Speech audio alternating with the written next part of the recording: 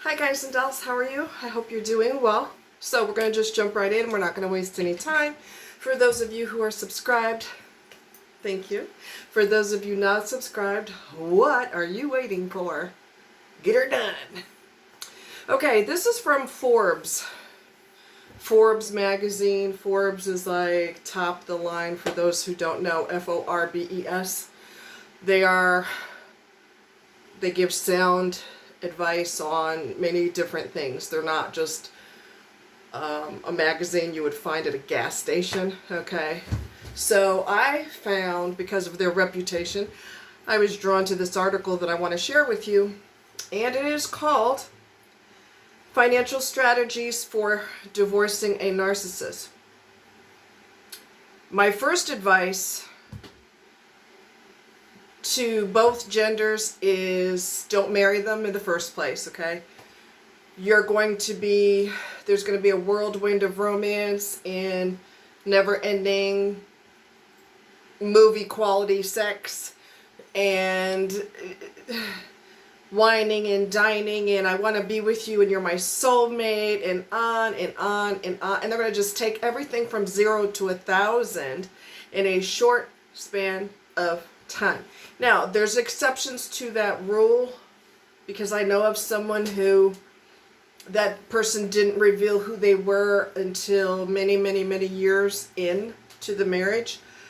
But usually they want to rush things, usually, because they know they can't be fake for very long. So if you get caught up in it and you get suckered in and you end up getting married to this person, this is what Forbes is telling you to do. First of all, in recent years, the word narcissist has crept into the popular vernacular to mean someone who's conceited and excessively self-involved. Okay, that's what, I used to think that's what narcissism was, and boy, do I know different now. That's only part of it, okay? But even though self-confidence can be expressed in a way that makes a person condescending and obnoxious, narcissism is something more. It's a real psychological disorder above and beyond being someone who's merely full of themselves. They can be appealing, charismatic, powerful, and financially successful. It's easy to be drawn to their grandness, their winning smiles, and magnetic personalities, all the outward manifestations of their inner, all-consuming self-centeredness. So this is like smoke and mirrors, all of this grandiosity and the smile with the dimple and the ding in the eye, the sparkle. And it's all smoke and mirrors if that person's a narc, okay? This person says, he must be a lawyer, as one of my clients who used to be married to a narcissist told me, these men, although women fall into this category too, it is not just men. Let me adjust you for a second here. Okay. These men are attractive because they work so very hard to be alluring. They want you to like and admire them. But it isn't until you get to know him, but it could be, like I said, her, possibly years later, that you realize how controlling, how manipulative, how truly self-important and ultimately dangerous a person like this can be. Once you belong to him, he no longer needs to impress you, and that's when he stops the act, my client said.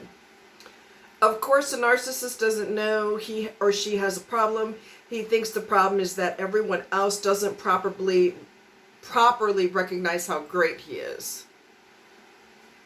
That's the problem. You're right.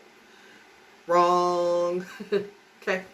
So this is according to the American Psychiatric Association's DSM, which is also called the Diagnostic and Statistical Manual of Mental Disorders. Okay, this is their state-by-state manual to diagnose true narcissistic behavior.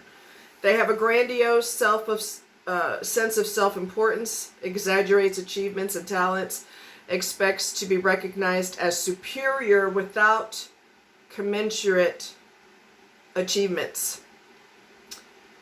is preoccupied with fantasies of unlimited success, power, brilliance, beauty, or ideal love. Believes that he or she is special and unique and can only be understood by or should associate with other special or high status people for institutions. Requires excessive admiration. Has a sense of entitlement, i.e. unreasonable expectations of especially favorable treatment or automatic compliance with his or her expectations. Is interpersonally exploitive, i.e. takes advantage of others to achieve his or her own ends.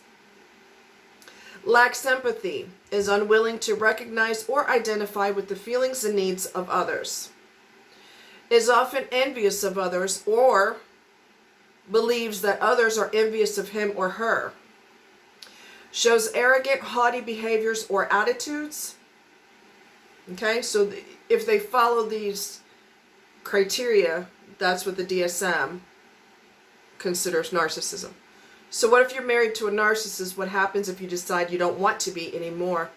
Divorce is complicated and difficult for anyone, but according to attorney Miles Mason of Miles Mason Family Law Group in Memphis, divorcing a narcissist can be a living nightmare. Mr.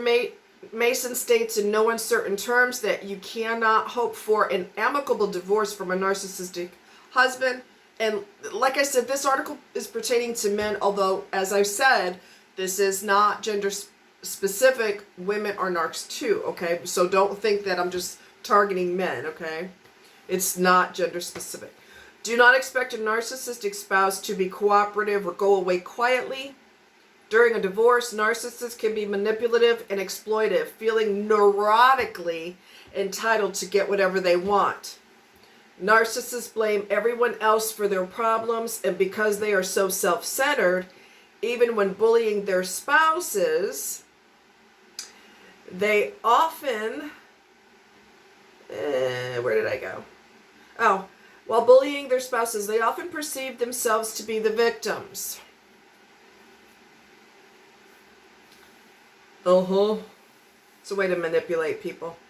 True narcissists believe they are above the law and feel that the rules do not apply to them, making them notoriously difficult to deal with. It is common during a divorce for narcissists to... yeah, I know all about this. Refuse to provide financial information and documents. Refuse to negotiate. Refuse to listen to their own lawyer. Defy court orders. Use the children as pawns. Because they are so competitive, narcissists love the adversarial nature of the legal system and excel at manipulating it to their advantage. Not surprisingly, abusive behavior is also a definite concern. Very often, narcissistic men are also abusers, and unlike other kinds of abusive partners, they feel no regret or remorse. In fact, they believe themselves to be the one who's been wronged. While they may not be physically violent, narcissists can be exceedingly controlling, verbally and emotionally abusive spouses. If you're contemplating a divorce from a narcissistic spouse, it says husband, but you know, like I said, it's not, yeah. Here are 3 critical financial preparations you should make. Have funds on hand, okay? Given the tactics a narcissistic husband will likely use, you're going to have to plan for a long, drawn-out battle, and that means having a substantial war chest of cash at the ready. You should also make sure you have good credit in your own name. If you don't, it will be well worth the extra time required to get good credit established. You cannot be without your own credit cards in the future, and you may need to qualify for personal loans. Get your financial paperwork together. Because your narcissistic husband, spouse, right, will likely try to thwart you at every turn and refuse to provide required documents. It is essential that you have paperwork in order before divorce proceedings get underway. You should obtain copies of all of the financial and legal documents listed on our financial information checklist. This is a long list, and you may have items to add to it. Allow yourself enough time to gather and copy all the documents you can. Do not keep the copies at home. Give them to a trusted friend or relative, or keep them in a safety deposit box that your husband cannot access and doesn't know about. Put together a top-notch divorce team. You already know that you will need a skilled, experienced matrimonial/family law attorney to handle your divorce. Make sure you discreetly interview several before you make your choice. Okay, be careful about making your choice.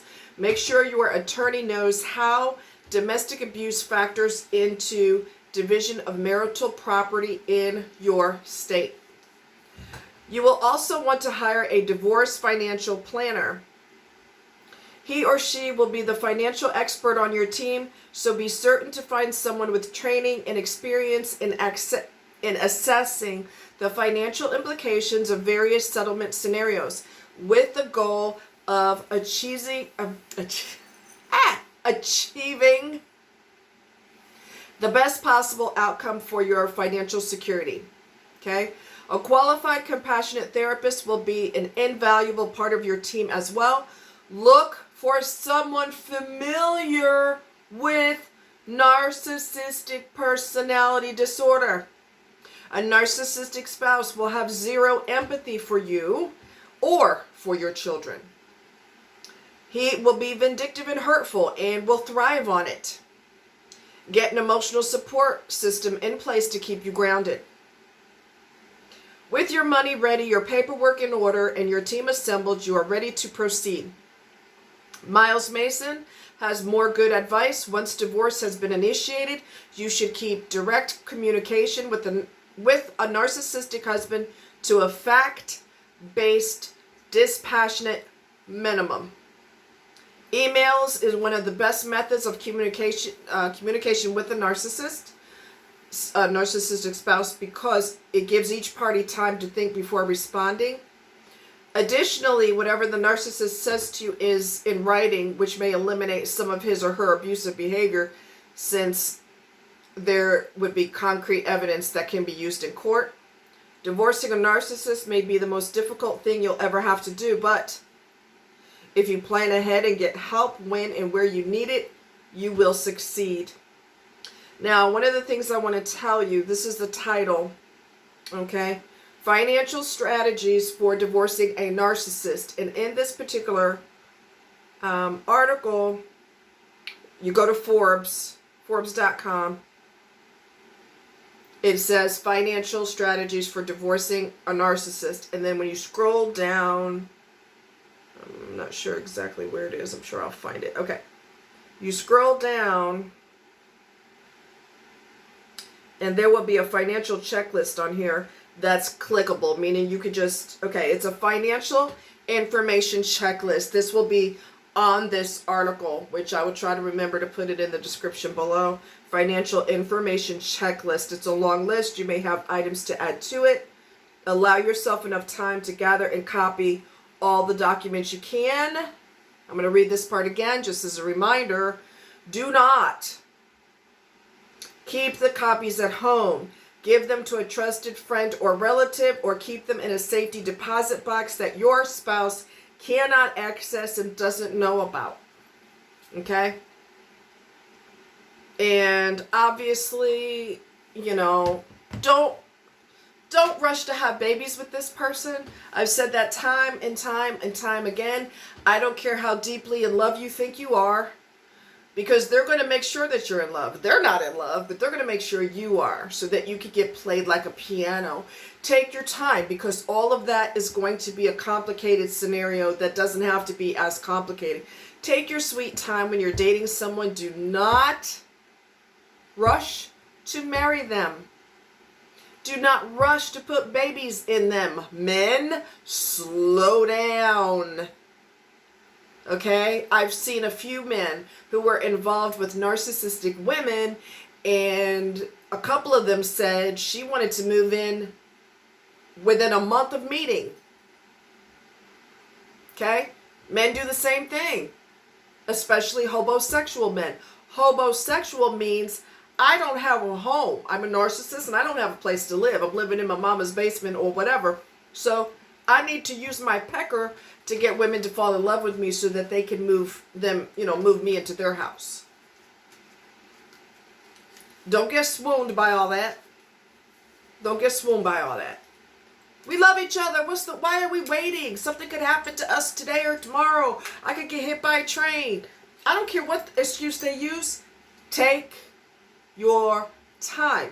And if you are divorcing a narcissist, those children will be used as pawns. Those children will be mind screwed. Every time your spouse has those kids, it's their weekend to have the kids. You know your mom is trash. You know your mom's trash, right? She's a drug head. She's a hoe. She slept with other people. Even though that's inappropriate to discuss with children. Your mom never loved you. She takes care of you because she has to, but she never loved you. Those are all lies. Do you see how complicated it is when you have children? Okay, and those kids, both parents are notorious for bad-mouthing the other one.